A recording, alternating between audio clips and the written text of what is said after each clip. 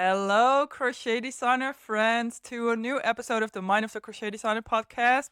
This is a very special episode because Mind of the Crochet Designer podcast turned one today. Yay! And I really wanted to celebrate it with a very special episode. First of all, I want to thank you for listening to all of the episodes. So many downloads. I mean, I just viewed at the stats. Today, 1 year old is this podcast, and the all time download count so far is 4,095 downloads. Whoa! Thank you so much. 32 episodes aired. The first episode has almost 300 downloads now. The top episode is episode 9. We have 302 episodes. An amazing episode interviewing Scheepjes, the big yarn brand, what goes on behind the scenes. I did so many wonderful interviews with so many of you, with so many designers, brands. It was just so fun, and most of all, it just was so easy and fun for me to create. I just hit that record button, I hit that upload button, and in your ear or on your screen, and it just feels so light and so soft, and I love providing it for you. Also, so many of you emailed me, left a review saying that it's so much value, it helped you so much with getting into your successful crochet designer role, really getting that confidence to actually start, because I know starting something new can be scary. And so, thank you so much for all of those shares, because that is really my reward. When I hit that record button, it's just me talking to a screen. So I just love to get that feedback from you. And I also want to invite you, after listening to this episode, to go to the podcast page. It's christinacrochetcoach.com/podcast.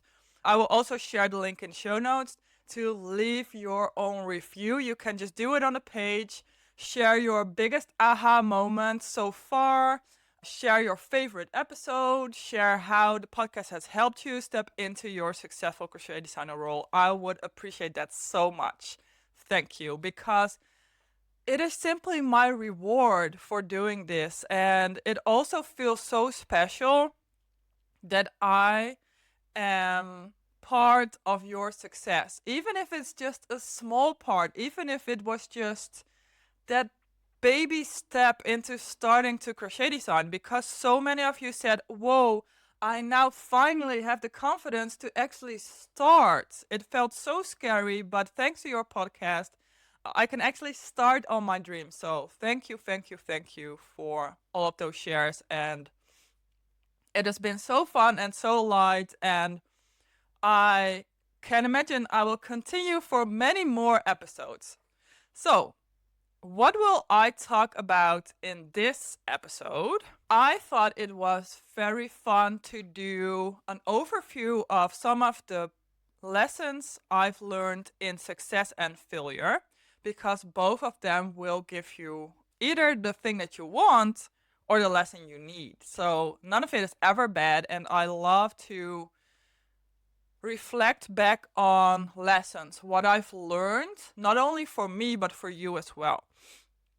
So these are lessons I'm still learning, by the way, because it's not a linear process. It's not like, oh, so now I've learned this and then you will never do it again.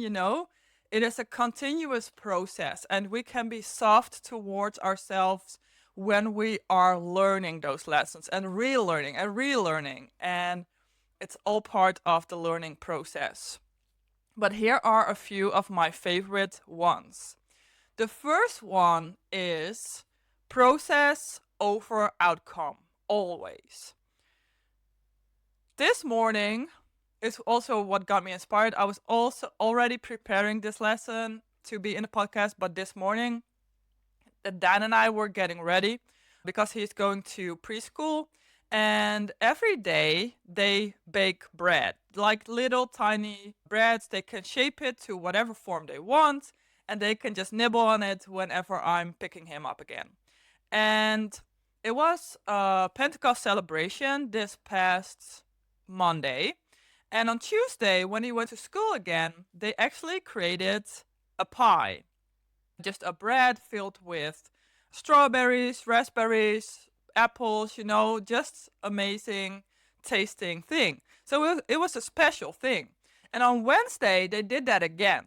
Now, this morning, I said to him, well, are you going to bake a pie again? And he was like, no, I want to bake bread. And I was like, but isn't the pie way more delicious than bread? He said, yes. I said, oh, but you just like making bread more than making the cake because the cake is predominantly made by the teacher and not him. And he was like, yes. So this is a very good example of how children, and this is something we simply forget as adults, children have the tendency to only focus on the process. They don't focus on the outcome. And in this case, I'm talking about crochet designs. In the example of this morning, it was about bread versus cake. Even though he liked the cake better, he liked the process of making bread more. And this is such a valuable lesson because it is so easy to spend so much time, so much focus on those pattern sales. But when you focus on the process, focus on creating your best design ever, however that looks to you, and focusing on simply having a good time creating your designs, those sales are like a bonus and not the whole goal.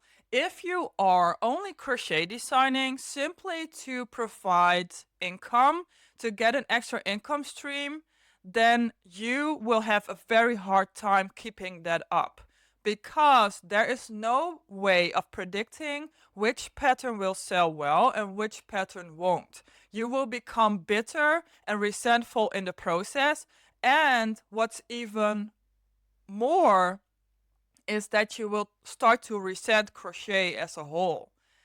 But we have to remind ourselves it is a hobby. It's not work.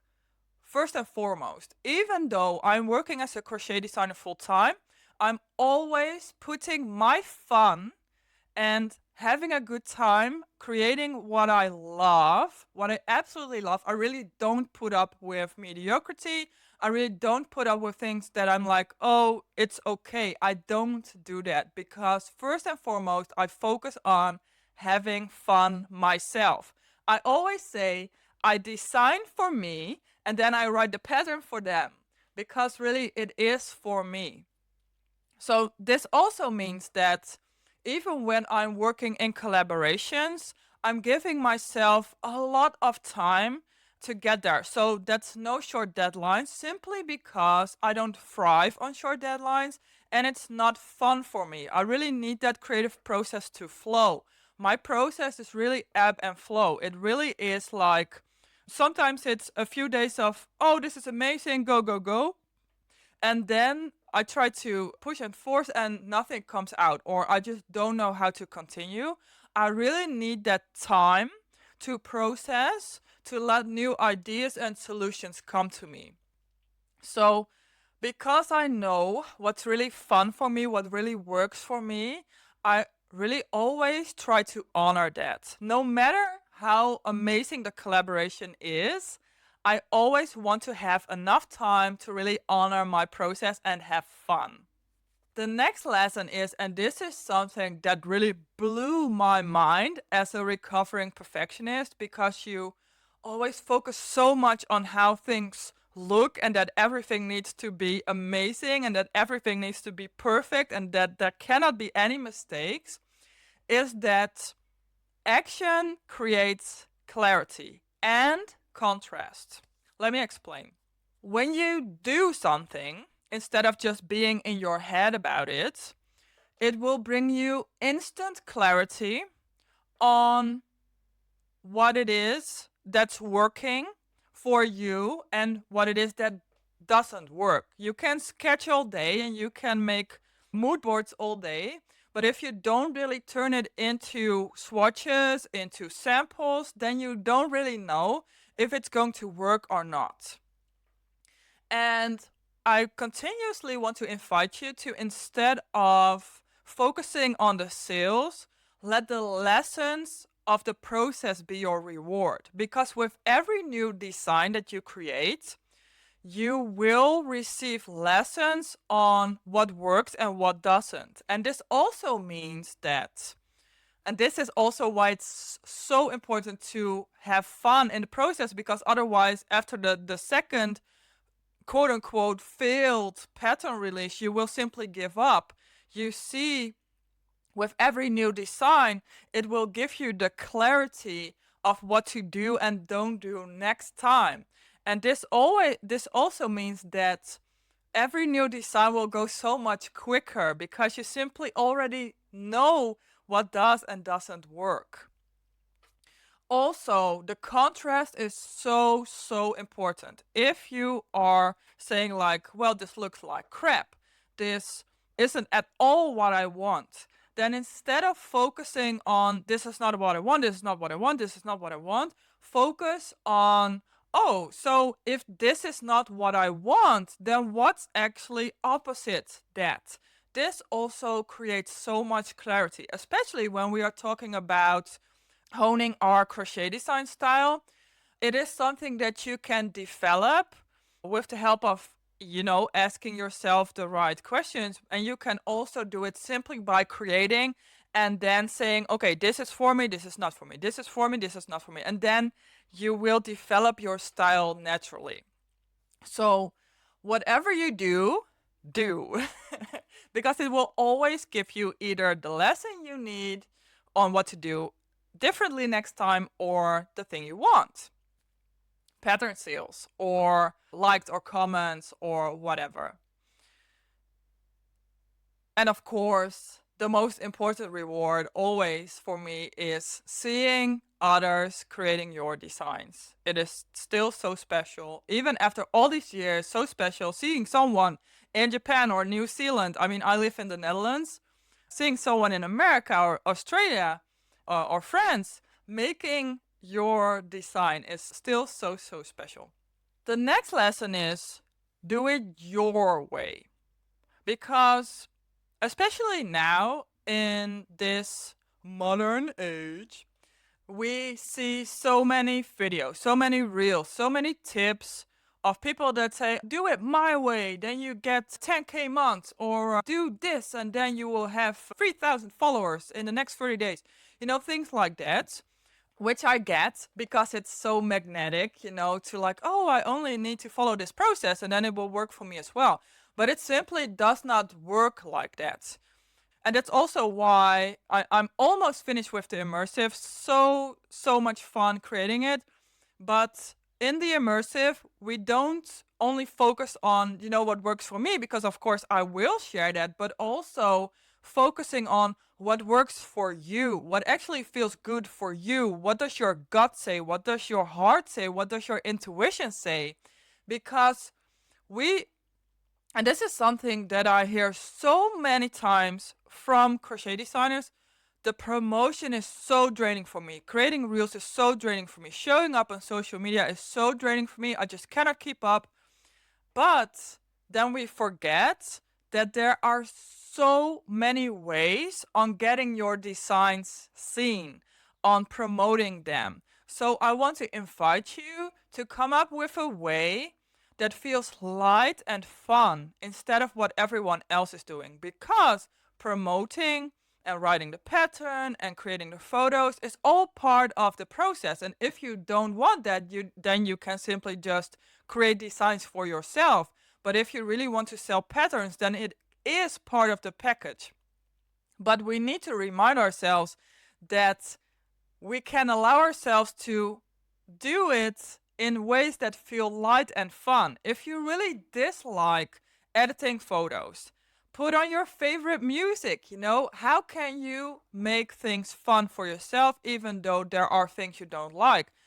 When it comes to promotion, there are so many ways apart from social media on how to get your pattern seen. And there will always be a way that feels most fun and light for you.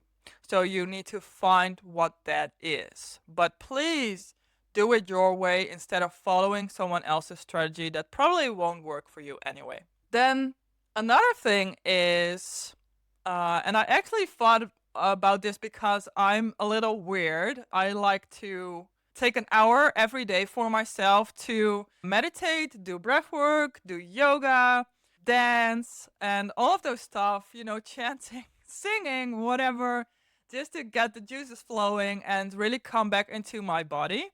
And so I love to dance, and there's this new album from Arcade Fire, and there's this song, and I'm like instantly on, when I hear that song. And so I love to dance on that song. And I was like, you have this very famous quote, dance like no one is watching. Well, when I'm doing that, I'm dancing like no one is watching. And then I thought, well, you really also need to create like no one is watching. When I enrolled the first students inside the immersive, I asked them what they struggled with most, and also asked them around their style, and also challenged them to create what they love, because this is so important. I will refer you back to point one.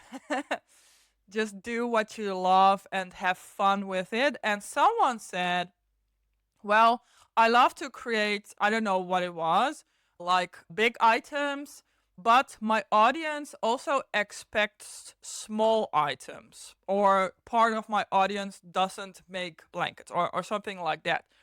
And so instead of saying, like, well, okay, then just make small items as well, I said to her, well, you need to find a better audience. You need to find the audience that actually loves what you make. An audience is something that's fluid. You don't own your followers. People can leave or unsubscribe at any time. And so why would you focus on retaining the people that actually don't love what you love? So I really want to invite you that whenever you create a design, really, really leave your potential customer, your audience, or whatever outside the door and really create for you. We can write the pattern for them, really make sure that the pattern is amazing and really easy and clear to follow, but the design, we really leave the customer outside the door. Now, last lesson, and this is something that I recently learned, is you need to ask instead of waiting to be asked. Because a lot of crochet designers, and I did this in the beginning as well, I was like, I don't have the confidence to ask for collaborations. I don't have the confidence to ask for yarn support or sponsorship or a collaboration or doing an application for a magazine, things like that. I was like, I need to be asked, because then I know for sure that I'm worth it, that my designs are worth it. And that's a whole nother topic, because that's the next lesson. Your designs are not tied to your worth. So whether it's selling 1,000 patterns, 10,000 patterns, or it's selling one, it does not reflect on your inherent worth. Maybe this is the most important of all. But what I'm getting at is you can always ask and reach out for collaborations with other designers, with yarn brands, with magazines. And you have to then be prepared to take that no, and also have it not say anything about you or your worth, because maybe you did not provide all of the information they needed to make an informed decision. And next time I will do an episode around how to ask for yarn sponsoring, because so many of you already ask around, okay, so how do I actually do that? So I will do like a full script, and I will put a PDF in the Crochet Design Library, which is free, by the way. So you can just use that script when you are asking for yarn sponsoring. Just this week, I got like a huge box filled with Scheepjes wool wash yarn this yarn is expensive, like 30 euros a ball, and I got like 20 or 25 balls, like huge, you know. If I needed to buy them myself, this would be like 200 euros worth of yarn, I think. But I got it for free because I asked for it. And so usually we don't ask for it because we are unprepared for the no. We feel that no is so painful that it really rejects us to our core. But nothing could be farther from the truth. I know that I am very capable. I create very unique and original designs. I am worth it to receive whatever I want to receive. So I ask for it. And people, they love collaborating with me. So, you know, you are that as well. Something that really helps me when you're like, so when you tie a no, a rejection to your own self worth, what really helps me is viewing ourselves as a 5-year-old. You would never say to a 5-year-old, no, you cannot have that. You would not be worthy of that. You are not worthy of following your dreams. You are not worthy of receiving everything you want from life. But when we are an adult, we start to think that we are not worthy. We play small, you know. So it really helps us to view ourselves as a 5-year-old and say to ourselves, because we don't put that power on someone else. We say to ourselves, I am worthy. That 5-year-old in me is worthy of everything I want to receive. And if you can give yourself that love, that worthiness, then it does not really matter what anyone else is saying. So that's what I want to end with. Thank you for listening to this special podcast episodes. I can't wait to make so many more, and I would love it so much if you would leave a review on the Christina Crochet Coach podcast page. Thank you, and I will talk to you next time. Bye bye.